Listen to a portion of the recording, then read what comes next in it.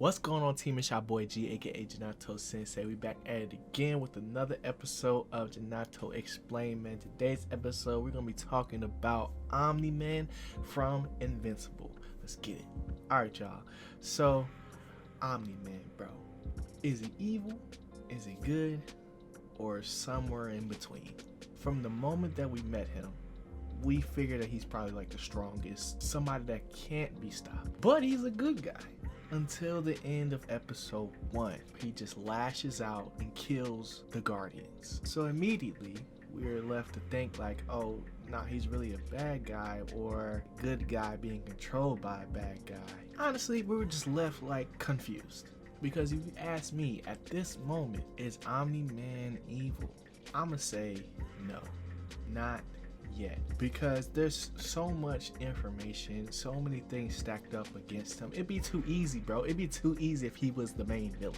And since that one incident, he has done nothing villainous, if that's even a word, to anyone since that moment. So it's left to us just to wonder at this point.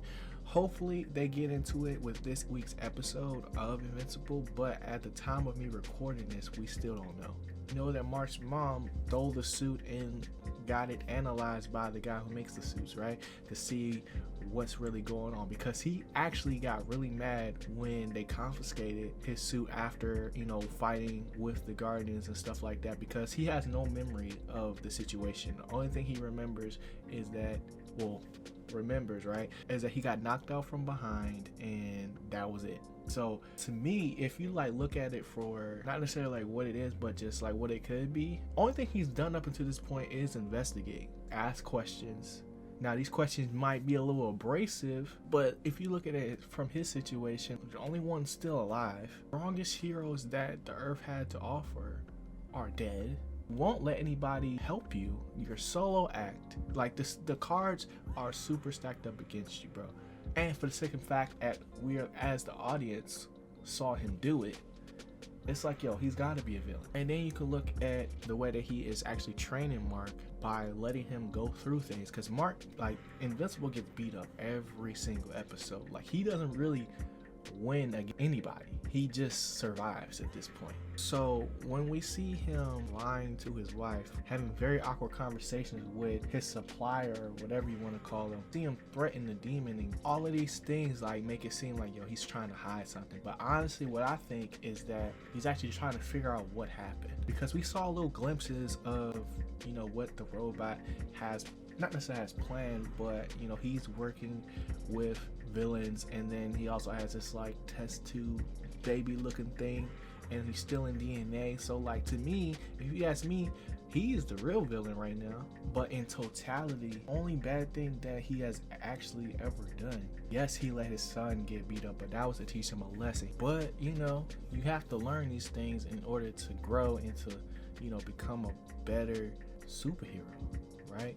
So with me, I'm trying to just like, you know, waiting for it all to play out to actually make that judgment. But I just honestly think it would be too easy to name him the main villain or just a villain in general. I think he's being set up. I don't know how they were able to trick him into doing that, but I think it sets us up for some really good dialogue between him and his wife, and also Mark, because I think this has something to do with his history. He speaks highly of Viltrumites and, you know, the planet that he comes from, but I feel like he's not telling us the full story.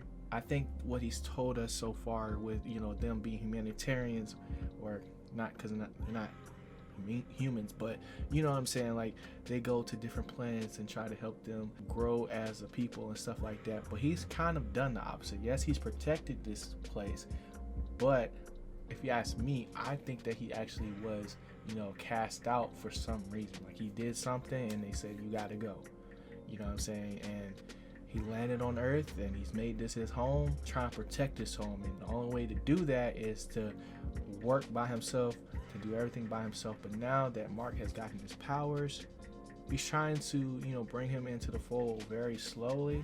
But I think that eventually we'll actually get to his true origin story of, you know, what he's actually here to do and why he's here. So let me know what you guys think of, you know, Omni-Man. Do you think he's evil? What do you think, you know, his true origin story is? Like, anything that I had to say in this video, let me know what you guys think, because I'm excited, bro. They dropping heat every single Friday, bro. I just want to know why he did it. That's what I want to know. And yeah, hope you guys enjoyed the video. If you did, smash that like button down below for your boy. Subscribe to the channel for more, man.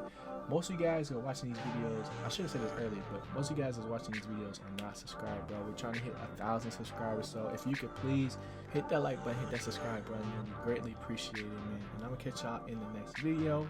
Y'all know the vibes. Always keep growing, so going to me, boy G. Peace.